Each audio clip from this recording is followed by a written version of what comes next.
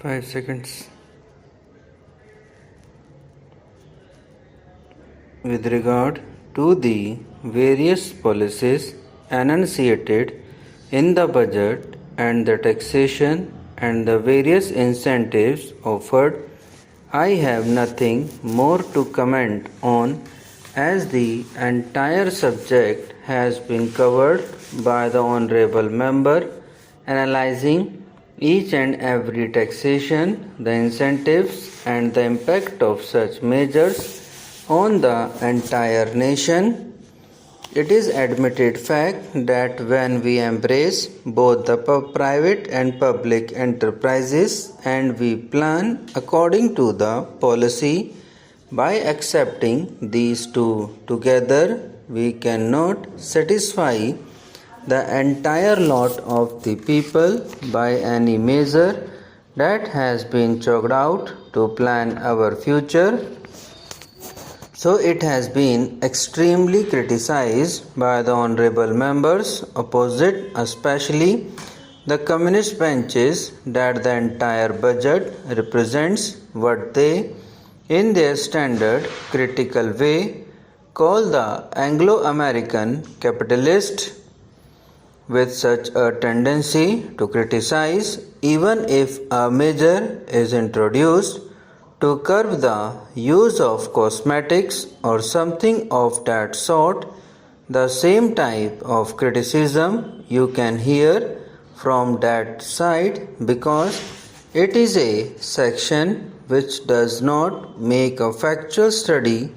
of a measure that is introduced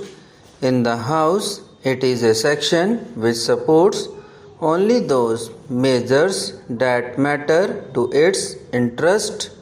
and not otherwise, and thus it directs all its criticism against otherwise beneficent measures. Madam, there are certain measures in the budget which concentrate on help to the forthcoming of capital for the development of industries. In the same way, we have certain measures introduced which are aimed at decentralizing capital so that the economy may be a socialist one at a later stage. All these are mixed up, and so all of a sudden we may not be able to say what will be the impact of all the measures that are envisaged in the budget. So, Madam, I have again to congratulate the Finance Minister for having chalked out certain policies that are conducive to a socialist economy. Now Mr. Mishra has given an analysis of the various measures and their impact. That is his view,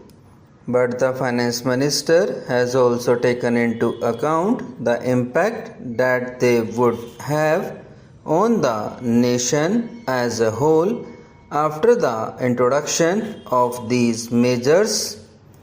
I congratulate the Finance Minister for his sagacity and foresight in chalking out policies that will be conducive to our economy, the socialist economy, to be established in our country within a short period. Madam, I do not wish to talk much on the taxation and other measures, but I wish to bring to the notice of the Honorable Minister some of the important needs of the country which should be given priority when we consider the working and implementation of the budget that is placed before us. It has been said to be the policy of our government that primary education should be made compulsory throughout the country, and to see that within a short period illiteracy is wiped out from our country as a whole.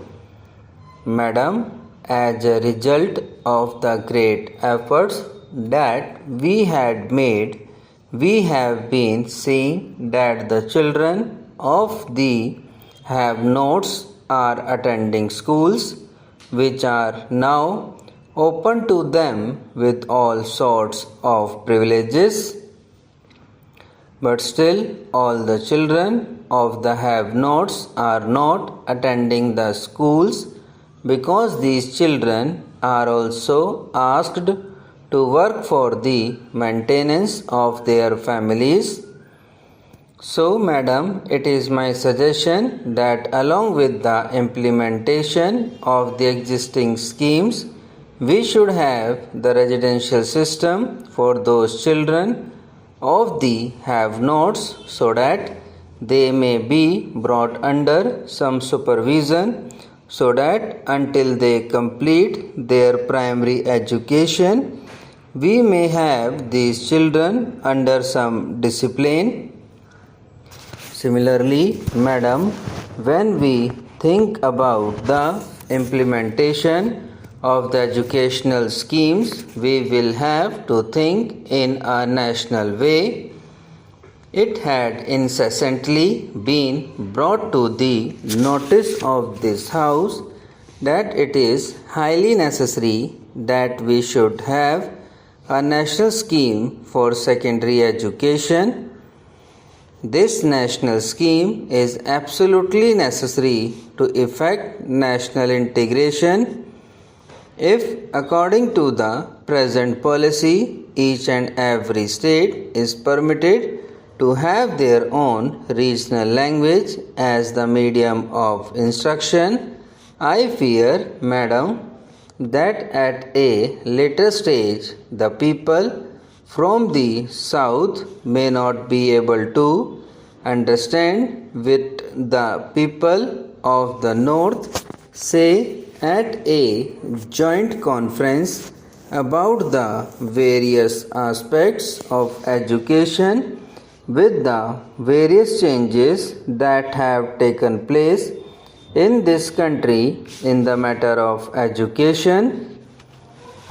And suppose some people educated in the south go to the north for a conference at the national level, the people in the south and the north may not be able to understand one another what the different people have to say on matters of education, and some may not knowing the languages in which the other people speak. So, madam, it is my contention that there should be one and the same language as the medium of instruction throughout the country. So, I do not say that the present medium of instruction should be continued forever